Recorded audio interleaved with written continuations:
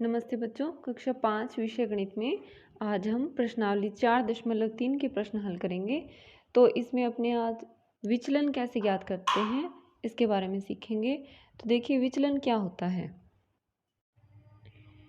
वैदिक गणित में 10 या 100 या 1000 यानी जो 10 की घात के रूप में हो उनको संख्या का आधार माना जाता है। तो कोई भी संख्या हो उसमें से अगर उसका आधार घटा दिया जाए तो जो शेषफल यानी जो उत्तर हमें प्राप्त होता है उसको क्या कहते हैं, हम विचलन कहते हैं। तो देखिए जैसे मान लीजिए मैंने संख्या ली 12। अब इसका आधार कितना है, 10 है, यानी ये किसके नज़दीक है, तो 10 के नज़दीक है। तो इसका आधार कितना है, 10।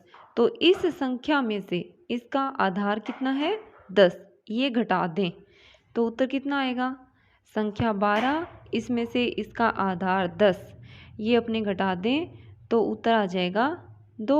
12 में से 10 घटाने पर 2 आया। तो ये 2 क्या है, इस संख्या का विचलन है। अब देखिए जैसे मान लीजिए संख्या है 15, संख्या 15 और इसका आधार कितना है, 10। तो अब इसमें से ये घटाएंगे तो 15 में से 10 गया तो कितना आया, 5। तो ये 5 क्या है, इस 15 का विचलन है। तो अब देखिए यहाँ पर जो संख्या थी ये क्या है, इस आधार से बड़ी है। आधार तो 10 है और संख्या 15 है, तो संख्या बड़ी है। तो जब संख्या बड़ी हो उसके आधार से तो जो विचलन आता है वो किस में आता है, प्लस में आता है। अब देखिए यहाँ पर दो संख्याएं हैं 15। अब ये किस, इसके आगे कोई चिन्ह नहीं है, यानी ये किसकी है, प्लस की है। और 10 के आगे देखिए कौन सा चिन्ह है, माइनस है, यानी ये माइनस की संख्या है। तो जो प्लस वाली संख्या होती है उसको क्या कहते हैं, धनात्मक संख्या। आप आगे की कक्षाओं में पढ़ेंगे, जो प्लस होता है उसको हिंदी में कहते हैं धन, और जो माइनस का चिन्ह है इसको कहते हैं ऋण। तो जो प्लस वाली संख्याएं होती हैं उसको कहते हैं धनात्मक संख्याएं, और जो माइनस वाली संख्याएं होती हैं उनको हम कहते हैं ऋणात्मक संख्याएं। तो देखिए अब यहाँ पर जैसे एक संख्या प्लस की है और एक संख्या माइनस की है, तो जब एक प्लस की और एक माइनस की यानी दोनों अलग अलग चिन्ह वाली संख्याएं हों तो इनको घटाएंगे तो जो उत्तर बचेगा, आप देखिए बड़ी संख्या किसकी है, प्लस की, तो किसका बचेगा, प्लस का बचेगा। अब मान लीजिए जैसे मैं संख्या लेती हूँ 5 और आधार कितना है इसका, 10। अब यहाँ पर देखिए 5 ये किसका है, प्लस का है। तो संख्या तो क्या है, छोटी, और इसका आधार क्या है, बड़ा है। अब अपने इसको कैसे घटाएंगे, यानी अपने को अब यूँ नहीं है कि 10 में से 5 घटा के लिख दिया, 5 में से 10 घटाना है। तो देखिए 5 में से 10 कैसे घटेगा, एक संख्या प्लस की हो और एक माइनस की हो तो वही क्या करना है, घटाव होगा। और कितना बचेगा, 5, 10 में से 5 घटाया 5। तो अब ये संख्या देखिए बड़ी कौन सी है, 10, और किसकी है, माइनस की। तो जो उत्तर बचेगा वो किसका होगा, माइनस का होगा। अब यहाँ पर देखिए यानी संख्या छोटी थी और इसका आधार क्या है, बड़ा। तो ये जो विचलन आया है ये अब क्या है, एक ऋणात्मक संख्या में है। तो अपने आपको ये ध्यान रखना है, देखिए जैसे प्लस प्लस बराबर क्या होता है, प्लस, यानी जब दोनों ही संख्याएं किसकी हों, प्लस की हों तो वो क्या होती हैं, जुड़ जाती हैं। और दोनों ही संख्याएं अगर माइनस की हों तब भी वो क्या होती हैं, माइनस माइनस क्या हो जाता है, प्लस हो जाता है। और उनके आगे चिन्ह है वो किसका रहता है, माइनस का ही रहता है। जैसे माइनस का 3 और माइनस का 5, तो अब ये दोनों क्या होगा, माइनस माइनस प्लस हो जाएगा यानी जुड़ेगा। तो 5 और 3 कितने हो जाएंगे, 8 हो जाएंगे। और चिन्ह किसका रहेगा, जो दोनों का चिन्ह है माइनस, माइनस के 8 हो जाएंगे। इसी तरह से अब एक संख्या प्लस की हो तो प्लस माइनस बराबर क्या हो जाता है, माइनस, यानी एक प्लस की और एक माइनस की हो तो क्या होता है, घटाव होता है। और चिन्ह कौन सा आता है, बड़ी संख्या का चिन्ह आता है। तो अपने 4.3 के प्रश्न हल करते हैं। इसमें देखिए पहला है दिया हुआ क्या है कि 10 के आधार पर विचलन लिखें। तो विचलन का सूत्र अगर हम लिखें तो क्या हो जाएगा, संख्या माइनस आधार। विचलन क्या होता है, यानी जो संख्या है उसमें से उसका आधार घटा दें तो विचलन आ जाता है। तो विचलन का सूत्र क्या हो गया, संख्या माइनस आधार। मैंने शॉर्ट में लिखा है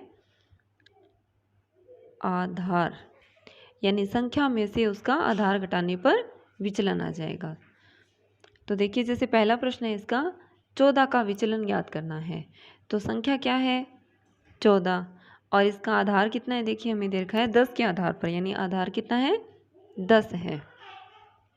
तो संख्या में से इसका आधार घटा देंगे तो 14 में से 10 घटाया तो क्या बचेगा 4।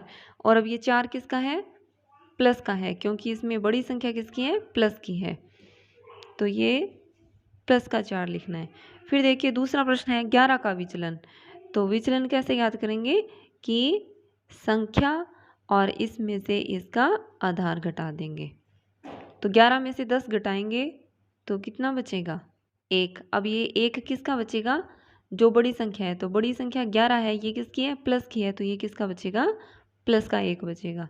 अब देखिए तीसरा है 8 का विचलन ज्ञात करना है अपने को। तो संख्या तो है अपने पास 8 और इसका आधार कितना है 10। अब देखिए 8 में से 10 घटाना है, यानी वही है, एक प्लस की और एक माइनस की घटेगी।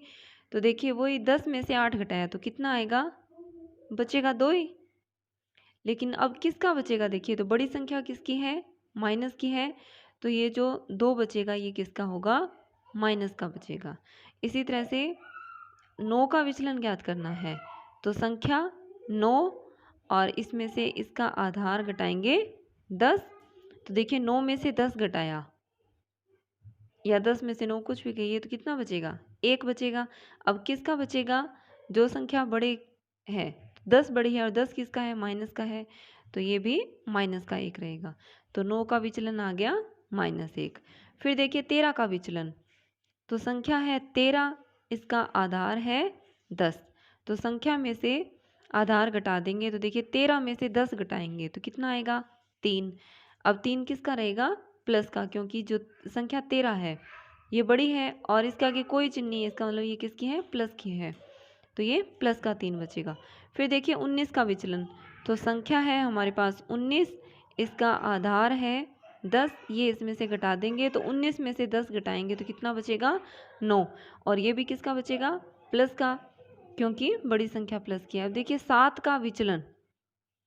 तो संख्या है 7, आधार है इसका 10। अब 7 में से 10 घटाएंगे या 10 में से 7 कुछ भी कहिए, तो देखिए 10 में से 7 घटाया कितना बचेगा 3। अब ये 3 किसका बचेगा, तो देखिए बड़ी संख्या कौन सी है 10 और 10 किसकी है, माइनस की है, तो ये 3 किसका रहेगा, माइनस का बचेगा। तो 7 का विचलन आ जाएगा -3। फिर देखिए 6 का विचलन। तो 6 संख्या है 6 और इसमें से इसका आधार घटाएंगे 10।